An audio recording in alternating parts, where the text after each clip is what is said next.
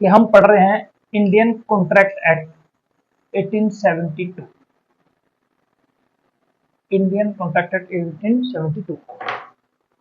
Indian contract act के अंदर main word जो आ रहा है वो है कॉन्ट्रैक्ट। जब हम इसको पढ़ रहे हैं तो हमें ये पता होना चाहिए सबसे पहले कि कॉन्ट्रैक्ट क्या है। What is contract? What is contract? Contract क्या है भाई?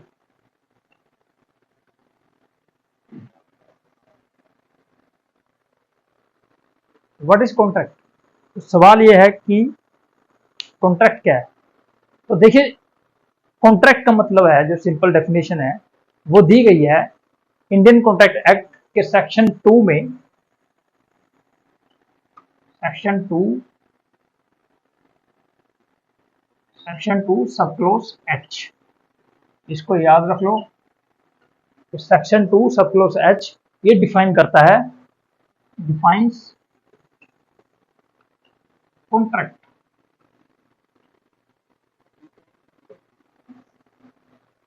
तो क्या कहता है section 2 sub clause H? According to section 2 sub clause H, an agreement an agreement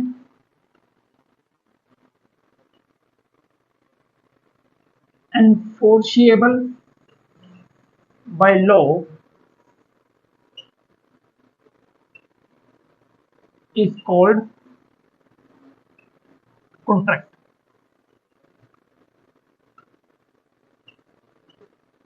तो कॉन्ट्रैक्ट क्या है? अकॉर्डिंग टू सेक्शन 2H एक एग्रीमेंट है जो एनफोर्सेबल है बाय लॉ, मतलब एक एग्रीमेंट जिसको हम लागू करवा सकते हैं, तो उसे हम कहते हैं कॉन्ट्रैक्ट। तो अब contract is equal to an agreement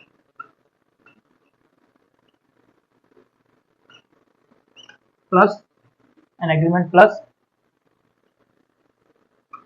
enforceability. एक कॉन्ट्रैक्ट क्या है? एक एग्रीमेंट है प्लस एनफोर्सेबिलिटी। तो अब सवाल ये उठता है कि एग्रीमेंट क्या है। हमने कॉन्ट्रैक्ट देख लिया कि an agreement enforceable by law is called an contract. तो अब हम देखते हैं कि एग्रीमेंट क्या है। देखिए, एग्रीमेंट का मतलब है कि मैंने किसी को ऑफर दिया कि भाई मैं अपनी कार 1 लाख में बेचना चाहता हूँ, और उसने उस ऑफर को एक्सेप्ट कर लिया कि ठीक है, मैं तेरी कार 1 लाख में खरीदने को तैयार हूँ। तो हमारे बीच ये क्या हो गया? हमारे बीच ये एग्रीमेंट हो गया कि भाई मैंने ऑफर दिया और उसने एक्सेप्ट कर लिया, तो वो एक एग्रीमेंट हो गया। ठीक है। अब हमारे बीच में हो क्या रहा है? हमारे बीच में एक लेन देन हो रहा है। मैं अपनी कार दे रहा हूं और बदले में पैसे ले रहा हूं, और वहीं पे जो मेरा फ्रेंड है वो कार ले रहा है और बदले में पैसे दे रहा है। तो जो ये लेन देन है इसको हम बोलते हैं कंसिडरेशन, इसको हम बोलते हैं कंसिडरेशन। तो सेक्शन 2E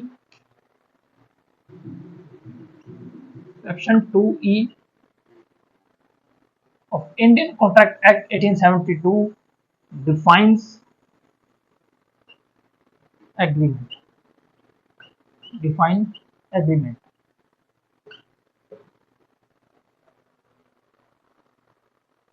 तो एग्रीमेंट का मतलब क्या हुआ?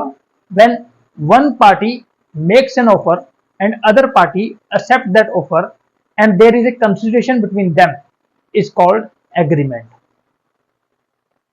एक मिनट इसको रब कर दूं।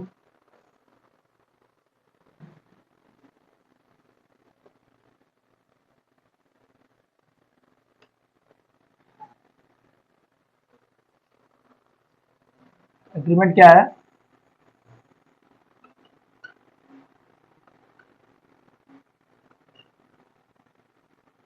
Section 2E of Indian Contract Act defines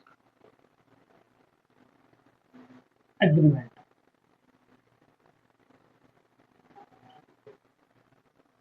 according to section 2E, when one party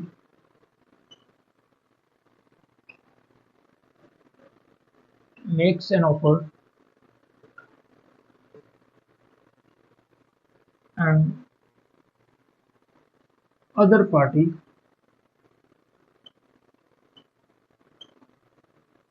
accept that offer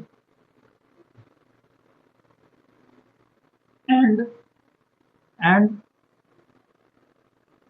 there is a consideration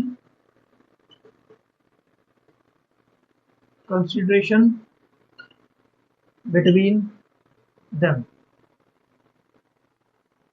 तो जब एक पार्टी ऑफर करती है और दूसरी पार्टी उस ऑफर को एक्सेप्ट कर लेती है और उन दोनों के बीच में कंसिडरेशन हो रहा होता है, लेन देन हो रही होती है, तब उसको बोलते हैं हम एग्रीमेंट।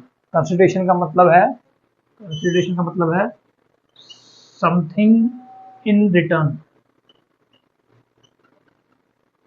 कंसिडरेशन का मतलब है समथिंग इन रिटर्न। इसको मैं समथिंग कर देता हूं।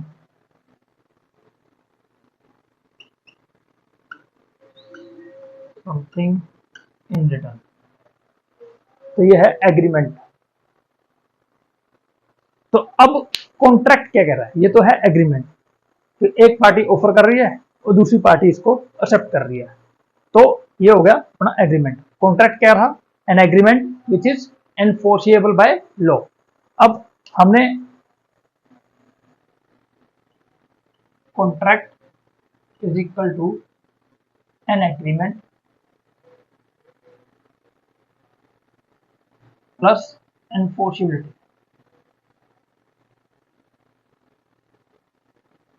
अब हमने एग्रीमेंट देख लिया, अब हम देखते हैं एनफोर्सिबिलिटी क्या है। तब हमें पता लगेगा कि कॉन्ट्रैक्ट क्या होता है। ठीक है, एग्रीमेंट हमें पता लग गया, अब है एनफोर्सिबिलिटी। ठीक है, एनफोर्सिबिलिटी का मतलब क्या है? मान लीजिए, जैसे मैंने आपको एग्जांपल दिया, हम दो दोस्त हैं, हमने डील होगी, एक एग्रीमेंट हो गया कि भाई मैं अपनी कार बेचना चाहता हूँ 1 लाख में, उसने कहा ठीक है मैं उस कार को 1 लाख में खरीदना चाहता हूँ। अब जो मेरा वो दोस्त है वो कार लेने से मुकर गया, तो अब क्या होगा? अब मेरे पास एक राइट है कि मैं कोर्ट में जा सकता हूँ और कोर्ट में जाके सारी सिचुएशन बता सकता हूँ कि भाई हम दोनों के बीच में एक एग्रीमेंट किया था और इसने उस ऑफर को एक्सेप्ट भी किया और उसके बाद ये कार लेने से मुकर गया। तो अब कोर्ट सारी सिचुएशन देखेगी और उसको कहेगी कि भाई आपको कार लेनी ही पड़ेगी। तो ये क्या हुआ? कोर्ट द्वारा इसको लागू करवाया गया, इस एग्रीमेंट को। तो ये क्या बन गया? एक कॉन्ट्रैक्ट है। N agreement which is enforceable by law is called contract.